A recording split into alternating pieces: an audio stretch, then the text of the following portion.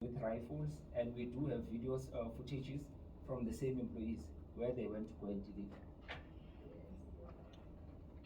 The last one was The regarding last letters. question, it was regarding letters, the content of the letters. The contents of the letters it's so contrary to what the DA administration is saying to the media and the public, that they want to converse with these particular employees. There's nowhere the letter says, let's have a conversation regarding this particular employment contract.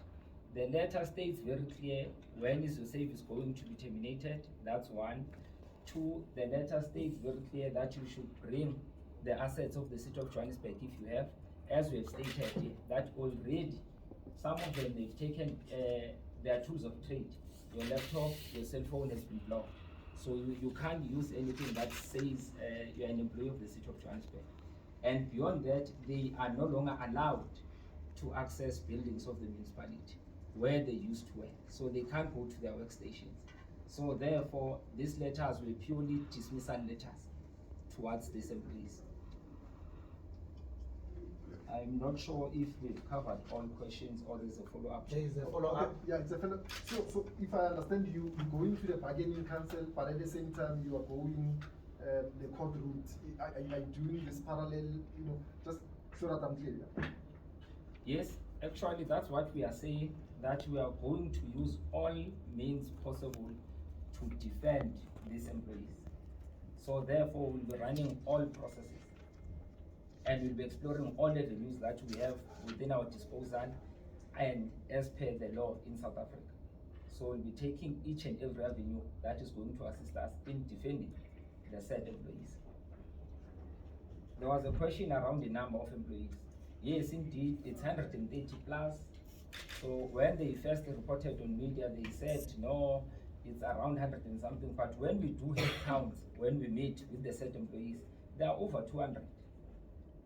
They are over 200. So the first batch of letters are 108, but affected employees are just over 200. So therefore, we are dealing with that number as things stand.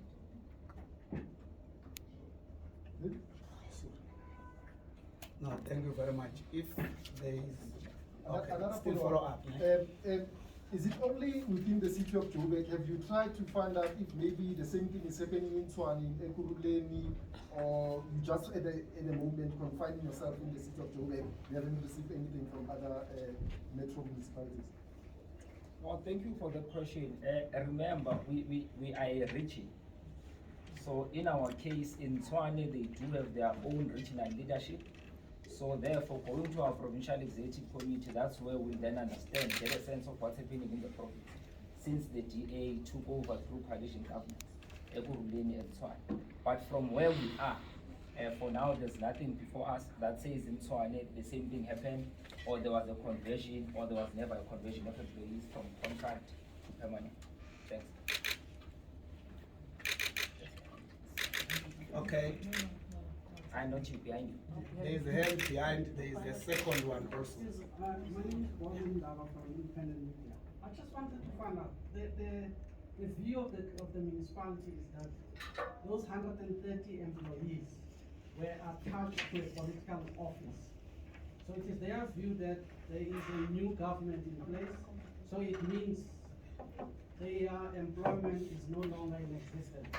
What is your reaction to that? No, to what they said is untrue. The employees, they are not Section 56. These employees are the administration, as we already said, that some of them, they are the drivers, some of them, they are the messengers. What they are saying, they are misleading the residents of Johannesburg. It is untrue. These employees, they are, as they were converted in permanent, they qualified to be permanent. Then we disagree with that. And to add to that, it shows that the DA is only against a black person because there is whites who were converted to the permanent. One of the ladies, she's in a city speaker's office. Those who are whites who were converted permanent with these employees, they are still better. They are still at work. They didn't receive these letters. their tools of trade are with them. It shows that the DA is fighting a black person. Okay, you will follow this. There is a hand this side first. Okay. Valentine Teta from TV SABC News. My question is about how you plan, how the other avenues that you are going to use to challenge this decision. Are you contemplating or considering strike action at this stage? Okay. Yes, we will fight back. We will not fold our arms, because if we continue looking at these things that the DA are doing, they will go to other departments and other entities. We will fight back as some. We say an injury to one is an injury for all. An injury to one is an injury to all. We are ready to fight back. We are ready to go to the streets. Thank you very much for the follow-up question.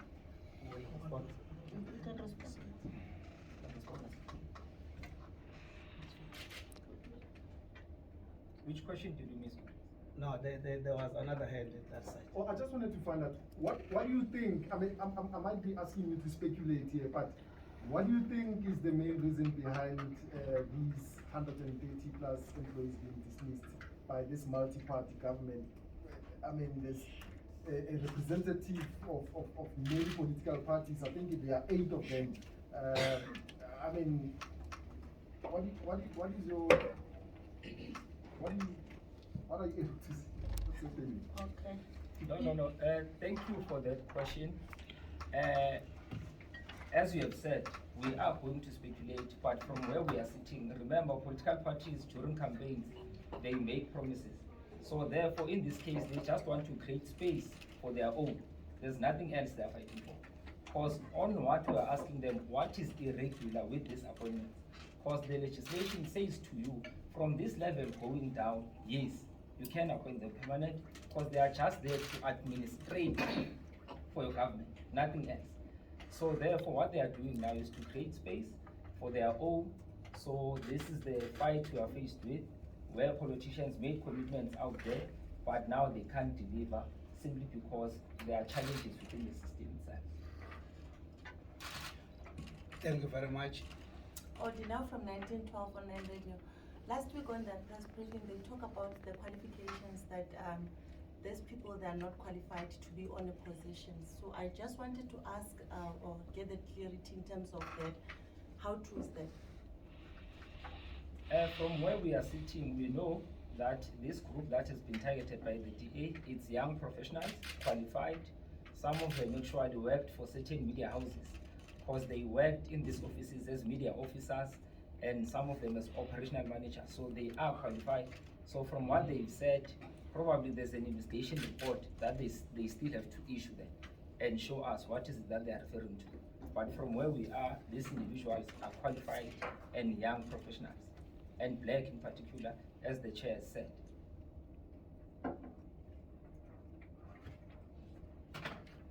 Thank you very much. If there is still any other questions from the colleagues. Can I ask? I heard the good man there saying we keep stressing that the individuals are young and black. Do you think that this is racially motivated? There's nothing else we can say.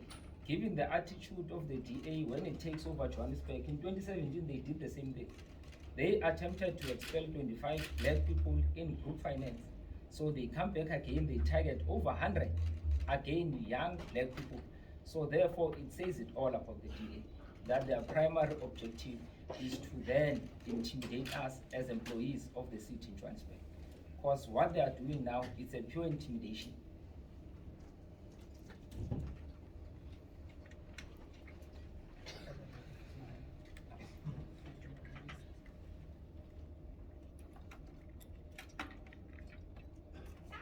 If there is no longer any questions, colleagues, okay. Just one last question. How long do you think the process of you trying to tackle the situation is going to take?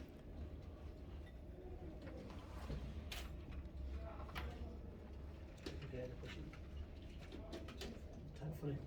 time frame? Actually, we will be lying because the people we are dealing with, as things stand, are not open, are not dealing with us in good faith. So therefore, the process might be long or might be short, given the fact that they are willing to build a working relationship with the workers and the unions in the City of Johannesburg. But from where we are still met by resistance from the same administration. They just go and speak on media, they do not engage with us. So everything we do or hear, we hear from media, they don't want to open a room for engagement. So it might take a bit long, but eventually we know we will emerge victorious.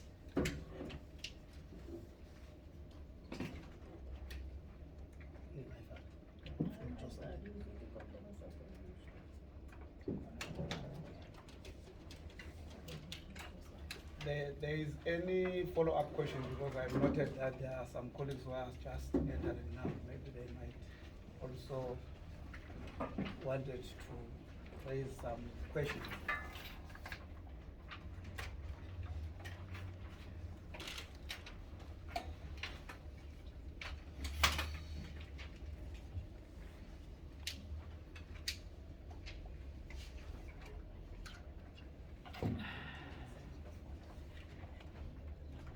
Absentia of further questions,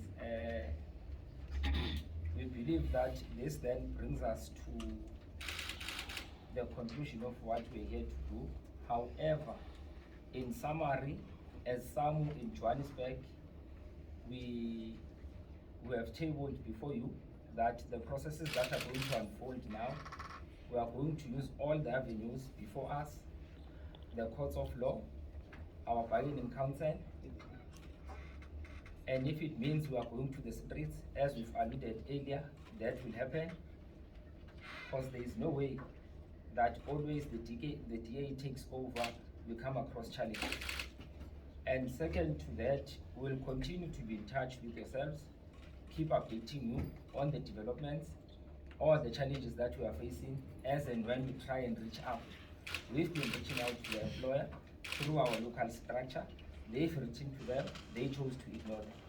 So therefore, the region has taken over the matter. So what we are saying to yourselves is that we'll keep you posted.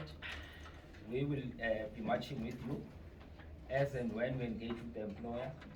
So therefore, that chair, I don't know, it brings us to the conclusion of today. And therefore, the last part is that we are here for further questions. For those that have just arrived, we are still here. And for those that still want to exhaust some questions, we are here to take those questions.